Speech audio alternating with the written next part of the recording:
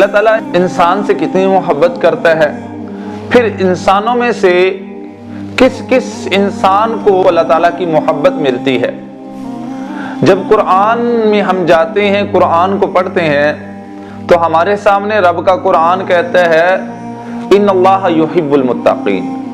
کہ اللہ تعالیٰ تو محبت کرتا ہے متقین کے ساتھ۔ اسی طرح دوسرے مقام پر ان اللہ یحب التوابین ویحب المتطہرین، کہ اللہ تعالیٰ متطہرین توبہ کرنے والوں کے ساتھ محبت کرتا ہے، ان کو پسند کرتا ہے۔ اور تیسرے مقام پر اللہ سبحانہ و تعالی قرآن میں کہتے ہیں قل ان کنتم تحبون اللہ فاتبعونی یحببکم اللہ، کہ اے پیغمبر علیہ السلام جن کو کہہ دیجئے، حکم دے دیجئے کہ اگر تم اللہ سے محبت کرتے ہو اور اگر یہ کہتے ہو کہ تم اللہ سبحانہ و تعالیٰ کے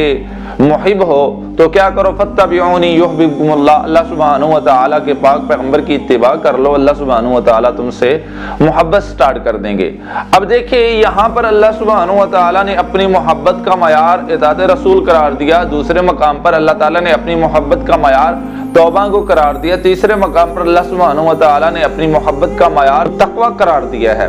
اب ان تینوں کا تعلق ایک کے ساتھ ہی ہے، یعنی کہ اللہ تعالیٰ کے اوپر ایمان، رسول اللہ صلی اللہ علیہ وسلم پر ایمان۔ اب اللہ ہم سے محبت کرتا کتنا ہی ہے، یہ کبھی ہم نے سوچا ہو، کبھی ہمارے دل میں سوال اٹھا ہو How much does Allah love me، کہ اللہ مجھ سے کتنی محبت کرتا ہے، اللہ کیا ہم سے محبت کرتا بھی ہے یا نہیں کرتا ہے؟ تو اللہ سبحانہ و تعالی ہم سے بے پناہ محبت کرتا ہے۔ جیسے کہ ایک مسلم کی روایت موجود ہے کہ نبی مکرم صلی اللہ علیہ وسلم کے پاس جو ہے کچھ عورتیں اور کچھ مرد جو ہے وہ قیدی بن کے آ گئے۔ اب ایک عورت جو ہے وہ اپنے بچے کو ڈھونڈ رہی ہے، کس وجہ سے کر کے کہ اپنے بچے کو دودھ پلا سکے۔ اس کو جو ہی بچہ جو ہے قیدیوں میں نظر آیا تو اس نے فوراً جو ہے اپنے بچے کو پکڑا اور دودھ پلانا شروع کر دیا۔ تو اللہ کے پاک پیغمبر علیہ السلام نے صحابہ سے سوال کیا کیا تمہیں لگتا ہے کہ یہ عورت جو ہے اپنے بچے کو آگ میں ڈالے گی؟ صحابہ نے کہا نہیں یا رسول اللہ ایسا تو نہیں ہو سکتا۔ تو نبی علیہ السلام نے فرمایا کہ اللہ سبحانہ و تعالی